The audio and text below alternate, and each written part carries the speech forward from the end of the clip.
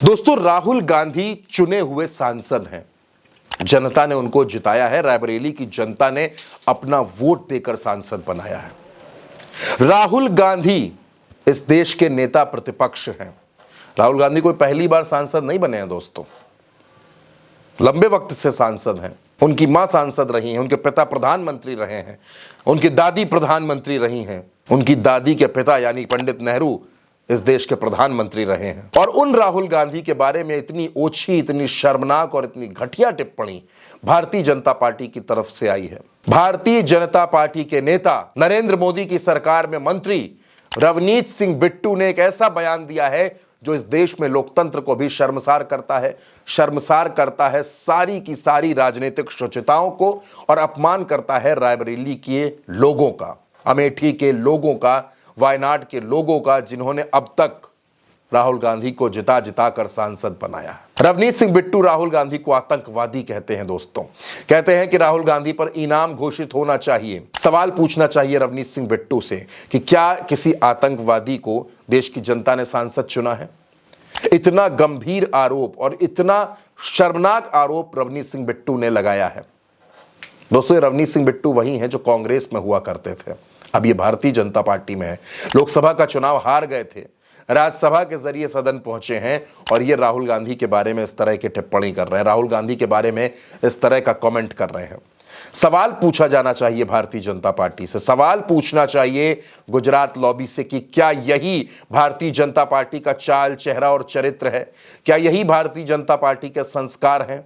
देश के चुने हुए सांसद को आतंकवादी कहा जा रहा है। क्या प्रधानमंत्री नरेंद्र मोदी अपने इस मंत्री को, जिसने इस तरह का बयान दिया है, उसको फटकार लगाएंगे, मांगेंगे उसका इस्तीफा इतनी शर्मनाक टिप्पणी पर? दोस्तों, आखिर ये कैसी नफरती सोच है?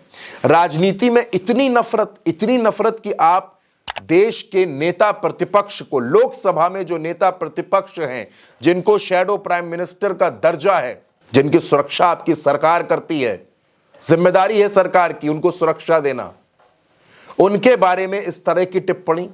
आप विपक्ष के ऊपर हमला बोलिए, राहुल गांधी के ऊपर हमला बोलिए, उनकी नीतियों पर बोलिए, उनके फैसलों पर बोलिए, उनके भाषणों पर बोलिए, लेकिन आखिर ये आपको किसने कह दिया कि आप देश के एक चुने हुए सांसद को आतंकवादी कहेंगे, आतंकवादियों से तुलना करेंगे, इनाम रखने की मांग करेंगे?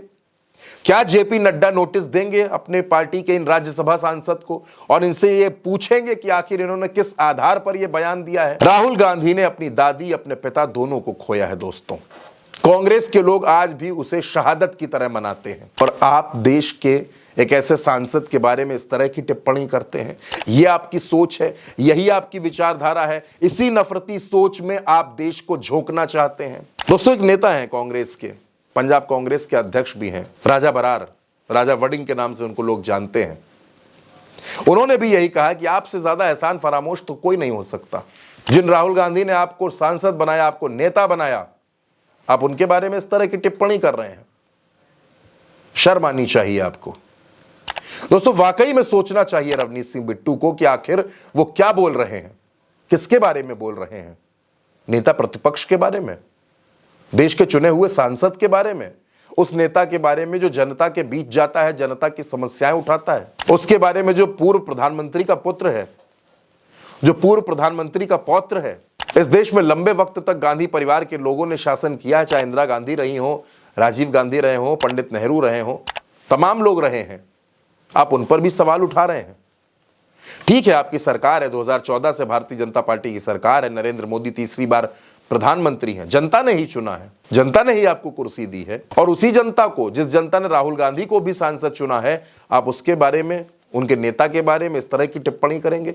यानी आप उस जनादेश का अपमान कर रहे हैं, आप उस क्षेत्र के लोगों का अपमान कर रहे हैं, आप उस क्षेत्र के लोगों की भावनाओं का अपमान कर रहे हैं, और इस तरह के घटिया बयान दे रहे हैं जिनका ना कोई आधार है, ना कोई सिर, ना कोई पैर। बस आपको बोलने की आजादी है देश में, तो आप कुछ भी बोलेंगे। दोस्तों, आप खुद सोचिए, क्या इस तरह के बयान देना जरूरी था?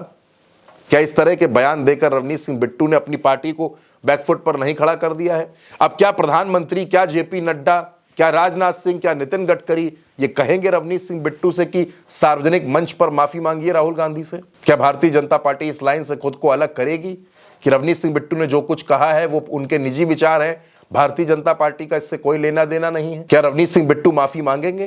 दोस्तों ये अहम सवाल है और इस सवाल पर मैं इसीलिए आज आपसे बात कर रहा हूं कि राजनीति में विपक्ष पर हमले बोलिए, सत्ता पक्ष और विपक्ष में लड़ाइयां होती हैं, हमले होंगे, जुबानी वार पलटवार होगा, लेकिन उसका मतलब यह नहीं कि शब्दों की मर्यादा टूट जाए, उसका मतलब यह नहीं कि संस्कार माला टूट जाए, उसका मतलब यह नहीं है कि आप कुछ भी बोल देंगे। दोस्तों ये खबर बेहद अहम है, बेहद जरूरी खबर है और इस खबर पर आपकी जो भी राय हो, आप अपनी राय हमें कमेंट बॉक्स में जरूर बताइएगा और उल्टा चश्मा यूसी को अगर सब्सक्राइब ना किया हो तो सब्सक्राइब जरूर करिएगा।